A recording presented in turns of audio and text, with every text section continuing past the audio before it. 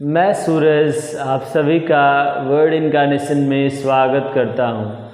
आज का विषय है the classification of French society, यानी फ्रांस के समाज का वर्गीकरण। आज के सेशन में हम लोग यह समझने का प्रयास करेंगे कि सन 1789 यानी फ्रांस की क्रांति से पूर्व जो फ्रांस का समाज था कितने वर्गों में विभाजित था और प्रत्येक वर्ग की विशेषता क्या रही और वे समाज में किस प्रकार से प्रतिभाग करते थे और उनकी क्या स्थिति थी। आज के सेशन में हम लोग यही समझने का प्रयास करेंगे।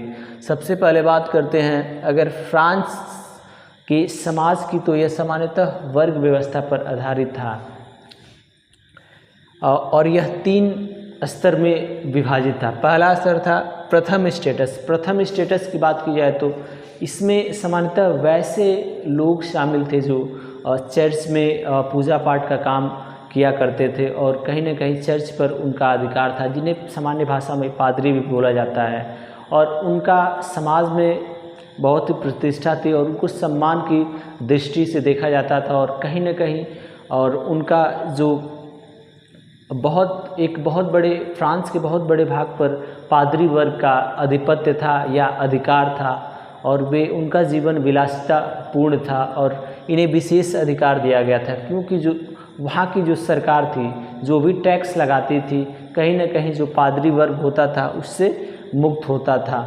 अब बात करते हैं द्वितीय स्टेटस। द्वितीय स्टेटस की बात की जाए तो वैसे लोग शामिल थे जो राजा होते थे, बड़े सैनिक अफसर होते थे, यानी कि इसमें धनवान लोग होते थे जिनका समाज में प्रतिष्ठा और सम्मान होता था और कहीं ना कहीं इन्हें भी विशेष अधिकार यह मिला था कि सरकार जो भी टैक्स लगाती थी उससे ये कहीं ना कहीं मुक्त होते थे।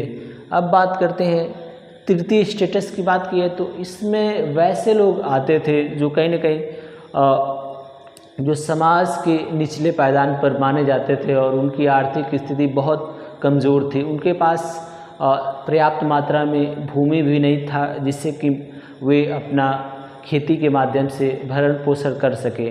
तो इसलिए तृतीय स्टेटस के लोग जो भी सामंतवादी लोग थे उनके यहाँ मजदूरी करने का कार्य करते थे, उनकी सेवा करते थे, यही सब इनका कार्य था और इनका समाज में कोई सम्मान नहीं था और इनका बहुत ही बुरी तरीके से शोषण होता था।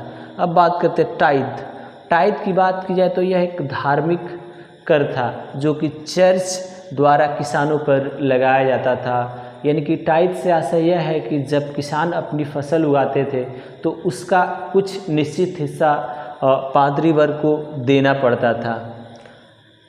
यह है टाइल, इसको टाइल बोलते हैं। टाइल जो था ये सरकार द्वारा अप्रत्यक्ष रूप से लगाया गया कर था जो किसानों पर लगाया जाता था। यानी कि जो भी तृतीय स्टेटस के लोग हैं लगभग सभी कर इन्हीं के ऊपर थोपा गया था।